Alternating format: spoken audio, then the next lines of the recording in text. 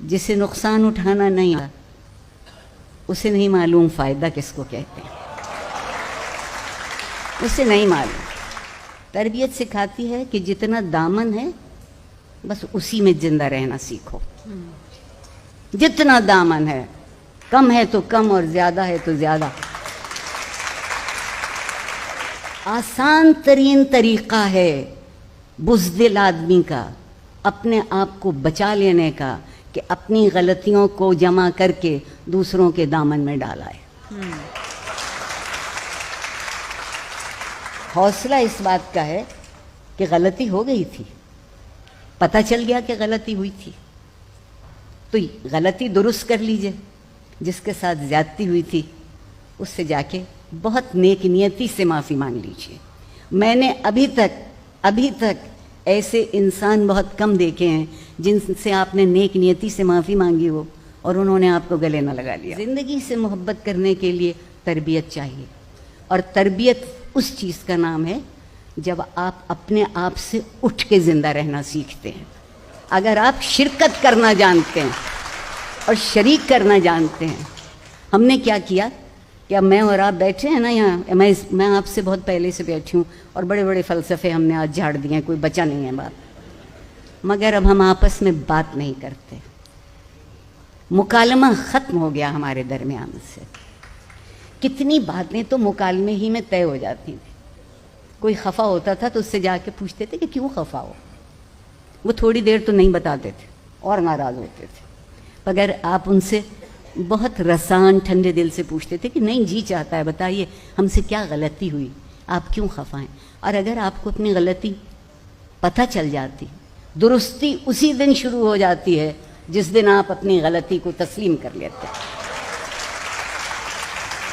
ورنہ درستی نہیں ہوتی، درستی کا پروجیکٹ نہیں ہے۔ اب وہ واٹس ایپ پہ معافی تلافی ایک ایموجی پہ ہو جاتی ہے، آنے جانے کی سہولت ہو گئی۔ اور میں لارڈ میکالے کی بہت ممنون ہوں، ایک ایسا اچھا لفظ ہمیں سکھا گئے، کسی کی عزت لے لیجئے سوری، کسی کو بیجا بہتان لگا دیجئے سوری، جان لے لیجئے سوری۔ میں نے ایک صاحب سے کہا تھا کہ کچھ نہیں تو آدھی کہہ دیا کریں۔ جی آپ یہ کہیے کہ میں بہت صاف بات کرتا ہوں یا کرتی ہوں اور کسی کا دل دکھا دیجیے۔ بہت عمدہ ہے، جس شہر میں رہتی ہوں لاہور اس کا نام ہے، اور جب میں اس شہر میں پل بڑھ رہی تھی تو لوگوں کا ایک تصور تھا زندگی کے متعلق کہ ہمارے پڑوسی بہت اچھے لوگ ہیں، ان کے گھر میں کتابیں بہت ہیں۔ کہتے تھے یہ جو ہمارے برابر رہتے ہیں کمال کے لوگ ہیں، ان کے گھر سے بچہ بھی نکلتا ہے تو سلام کرتا ہے۔ پھر کہتے تھے کہ کیسے اچھے لوگ ہیں، کتنے شریف لوگ ہیں، ان کے گھر سے کبھی اونچی آواز سنائی نہیں دیتی۔ اب میں جس شہر میں رہتی ہوں اسی میں پتہ لگتا ہے کہ ہمارے پڑوسی کس قدر عمدہ لوگ ہیں، رات کو 2:30-3 بجے تک ہلا گلا ہوتا رہتا ہے، یہ بہت پسندیدہ لفظ ہے ہمارا۔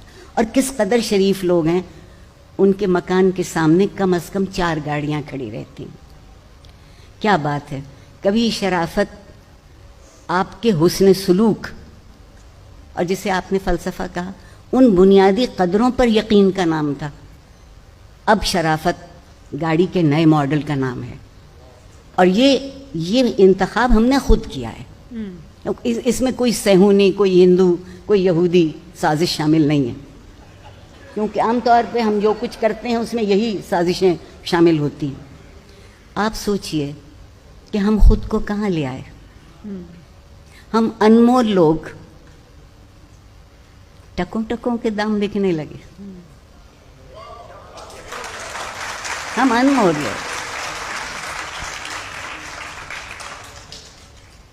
آپ سے جب میں نے یہ پہلے پوچھا کہ آپ کوئی خاص بات کرنا چاہیں گی جب ہم یہ گپ لگائیں گے آج کے سیشن میں، تو عارفہ آپا نے کہا کہ ہاں میں تعلیم و تربیت کے بارے میں بات کرنا چاہتی ہوں کہ میرے دل کے بہت قریب ہے۔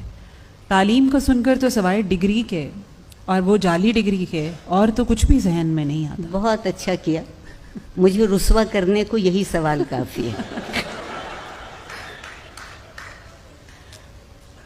تعلیم، میں بہت سنجیدگی سے بات کہہ رہی ہوں جتنی میری سمجھ میں آتا ہے، تعلیم میرے خیال میں راستہ ہے.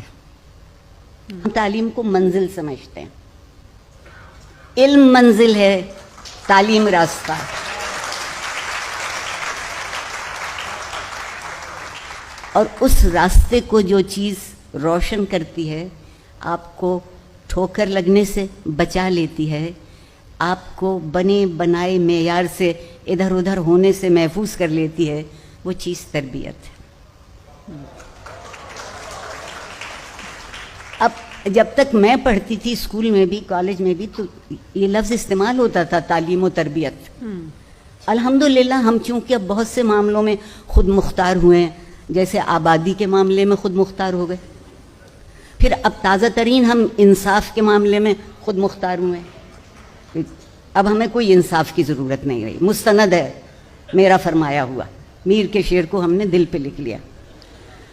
اسی صورت سے تربیت. اور ایک بات اور، آج ایک اور بھی رویہ ہے. والدین کہتے ہیں کہ تربیت بھی ہم کریں اور 20,000 فیس وہ لیں مہینے بھر کی. تو وہ کیا کرتے ہیں؟ وہ کہتے ہیں کہ ہم نے تو ان کو پروجیکٹس دیے ہیں، یہ پروجیکٹس نہیں کر پائیں گے تو کچھ نہیں کر پائیں گے.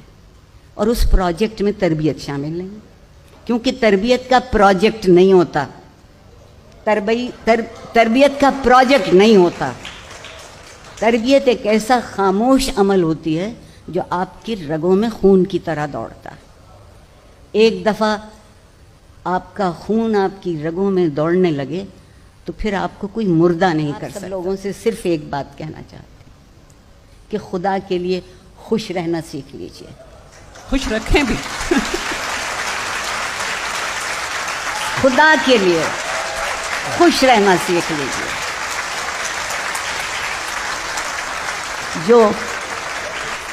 جو خوش ہوتا ہے وہ مطمئن ہوتا ہے، جو مطمئن ہوتا ہے وہ عمل کرتا ہے، جو عمل کرتا ہے وہ بامراد ہوتا ہے، اور جو بامراد ہوتا ہے وہ سرخرو ہوتا ہے. بہت شکریہ.